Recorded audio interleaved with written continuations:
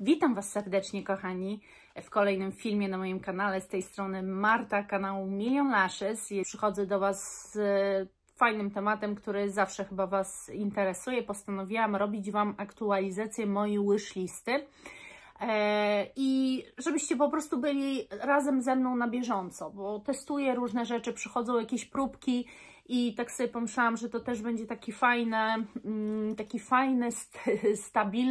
fajna, stabilna seria na tym kanale, której możecie się spodziewać i na którą możecie czekać. To właśnie moja aktualizacja wishlisty. Oczywiście ona nie będzie robiona w momencie, jeżeli żadna aktualizacja nie nadeszła, ale jeżeli coś się zmieniło, coś do niej doszło, bądź uszczupliła się o coś ze względu na to, że dany zapach kupiłam, to Wam o tym powiem.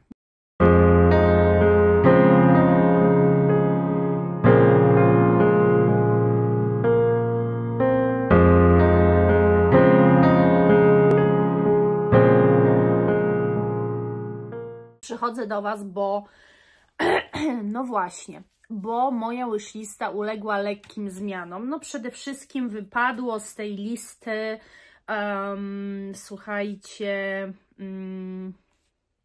już Wam mówię, BDK Gris Charnel, no ale to wiadomo, bo dostałam pod choinkę, więc tego już na tej mojej liście nie ma. I też doszło sporo rzeczy. I tak, doszedł, w ogóle też na mojej wishliście było Womanity, po tym jak Wam opublikowałam moją wishlistę na 2025, byłam właśnie w Notino, przywąchałam Womanity, stwierdziłam, że chcę, nie kupiłam go od razu, się biłam z myślami, czy kupować, czy nie, wiecie, wiedziałam, ile tam zapachów już jest i tak po prostu biłam się z myślami, jednak go kupiłam. No i był na mojej wishliście i znowu go nie ma, ale to tylko taki dodatek. Natomiast na pewno do mojej wishlisty też doszła marka i to muszę powiedzieć, że dosłownie marka cała prawie doszła. Atelier Cologne. I to też było wtedy, kiedy poszłam do tego Notino i zaczęłam wąchać te zapachy i myślałam, że o nich szybko zapomnę, chociaż oszołomiły mnie w sklepie, muszę przyznać, ale nie. Ale nie zapomniałam o nich i tak naprawdę ciągle myślami wracałam do tego, że jak tam stałam i którego zapachu bym nie wzięła i nie przewąchała, to były tak niesamowite i tak piękne, że stwierdziłam, że naprawdę chcę je mieć.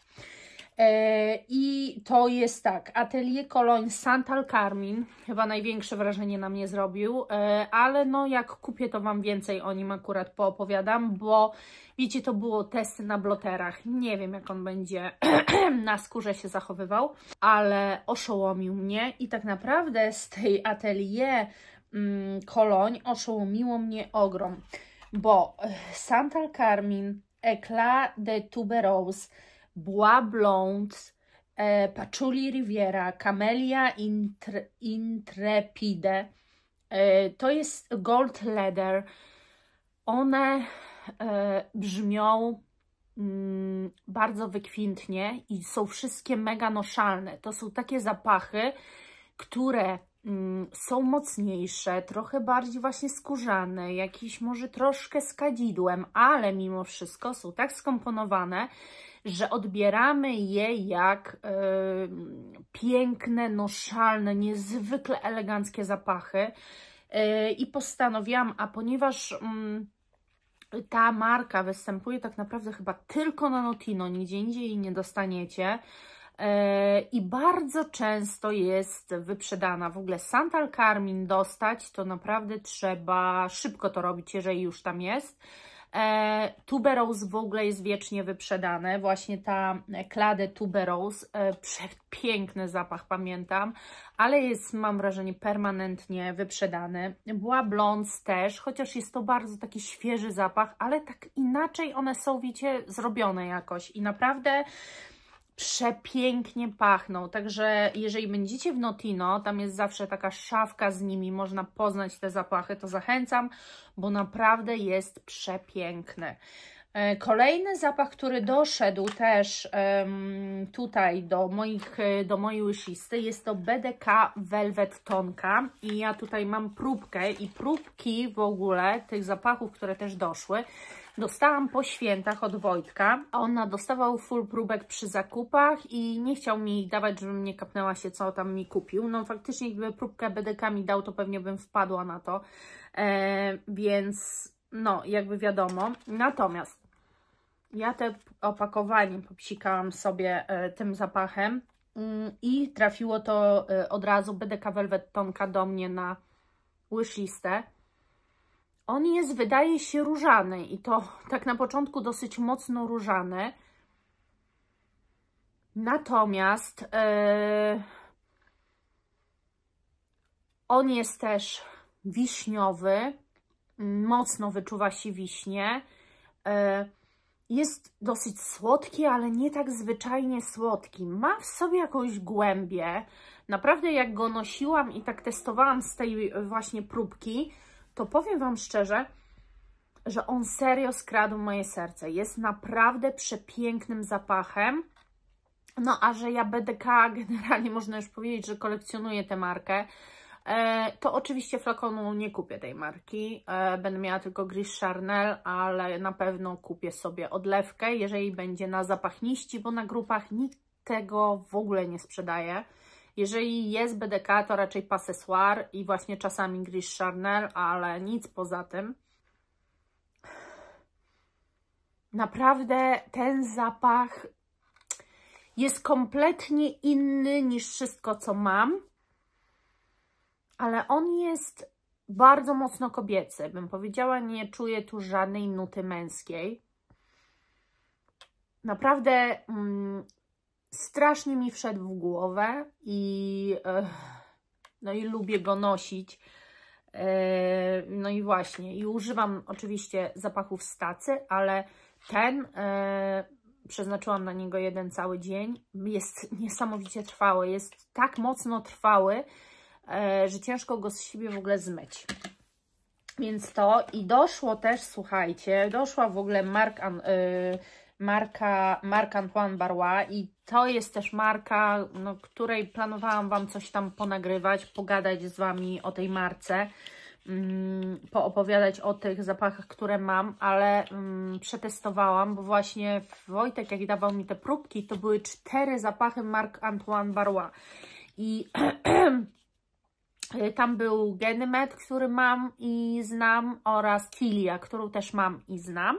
A były oprócz tego 2 jeszcze zapachy i w tym Encelade, nie wiem, czy dobrze to czytam, wybaczcie mi, Encelade się pisze, i ten zapach pochłonął mnie kompletnie. Ten zapach po prostu mnie kompletnie oszołomił. To jest, słuchajcie, zapach, który bardzo jest polaryzujący i też muszę Wam w ogóle zrobić film o zapachach polaryzujących. To jest zapach, który nie spodoba się każdemu. To jest zapach, który musi być doceniony. W ogóle jego trwałość jest tak... jest koszmarna, ktoś może powiedzieć. Mało tego, jest strasznie mocno projektujący. Zostawia ogromny ogon. I ja lubię niektóre mieć takie zapachy właśnie, że wiecie, że poszłam 3 godziny temu, a dalej ktoś wie, że ja tu byłam.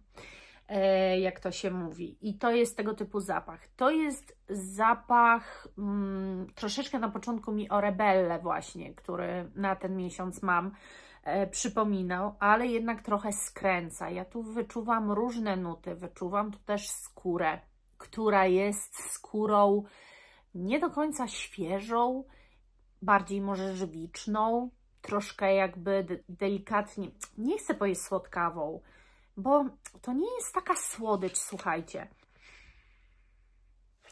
On jest jak taki las, w którym cieknie z drzewa żywica, bardzo intensywnie pachnąca, ubrana w skórę, w taką rasową skórę starego fotela, ale nie śmierdzi kurzem. To jest bardzo czysta skóra, ale jednak mocno wyczuwalna, więc to na pewno nie jest, to jest właśnie moim zdaniem taki zapach skórzany, bo ja bym jednak go określiła jako skórzany, który jeżeli ktoś nie jest fanem skóry, to może to być spowodowane właśnie tego typu zapachami, bo on będzie na każdym brzmiał inaczej i on może tak brudno i tak trochę jak stęchlizna na niektórych pachnieć. On na mnie tak nie pachnie, ale ja sobie wyobrażam, że on musi różnie, w zależności od waszego pH, się zmieniać. Dlatego no, z tym zapachem absolutnie nie możecie ryzykować, to jest tylko zapach do testów. Ale jeżeli go przetestujecie, to może się okazać, że to będzie wasze odkrycie. Może odkrycie tego roku. Naprawdę ja uważam, że ja sama nie wiem, czy bym w ogóle o nim się dowiedziała, bo są bardziej znane zapachy tej marki niż akurat ten, ale no ja muszę mieć ten zapach, po prostu muszę go mieć. Coś fantastycznego i pięknego. Także też trafił na moją wishlistę. No i ostatni zapach to jest, słuchajcie, Małżuri Imperial Vanille. I to jest tak, to jest zapach kompletnie przeze mnie nieprzetestowany, ale też nie jest jakiś drogi, bo on kosztuje tam 440 chyba 5 zł, czy 450, mniejsza z tym.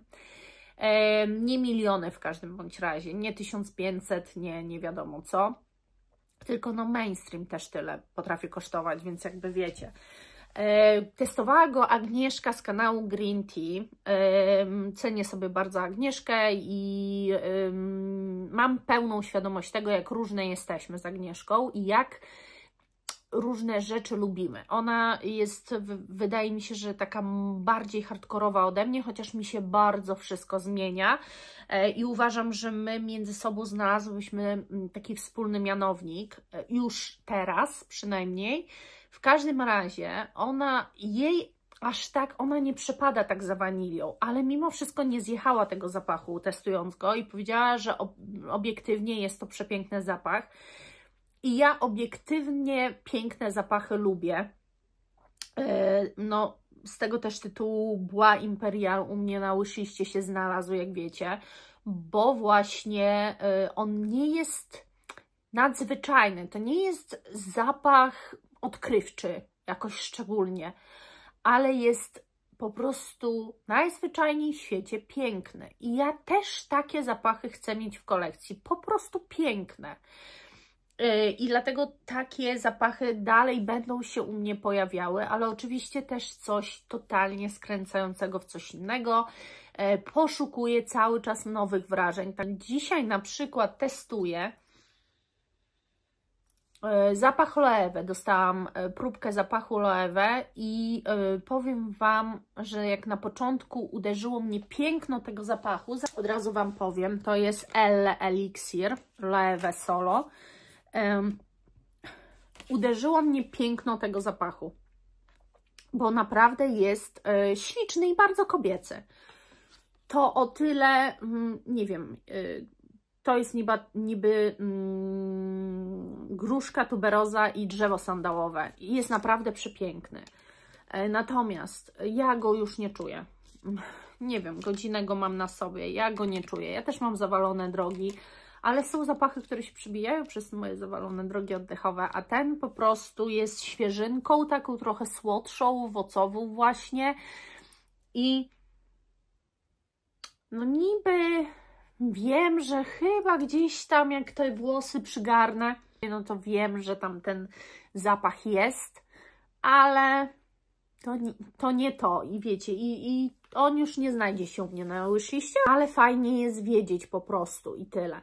Także na mojej wishliście są obecnie 23 zapachy. Oczywiście to, co było, czyli cały prawie Frank Boclet, Boho Boko, Tiziana Terenzi Tyl zostaje, chociaż jest tyle pięknych, słuchajcie, marek fantastycznych, które nie są aż tak drogie. No, Ja się muszę zastanowić, czy naprawdę jest warto wydać 4000 na jeden zapach.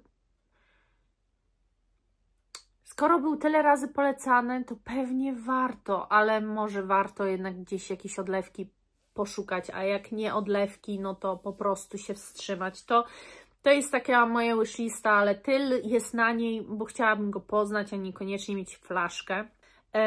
Na pewno Atelier des Ors Primrose. Dobrze, kochani, to na tyle. Mam nadzieję, że taka koncepcja filmów też Wam się podoba, właśnie z tym, co... To jest właśnie też tak, że coś tam, wiecie, przetestowałam i wpadło na tę listę i raptem zachciało mi się to mieć. Więc fajnie, myślę, poinformować Was o wszelkich aktualizacjach. Też nie będzie, jak będą jakieś hole perfumowe, to nie będzie zdziwienia, dlaczego ten zapach tu jest, no bo już był na mojej wishliście, więc jest. Także tak.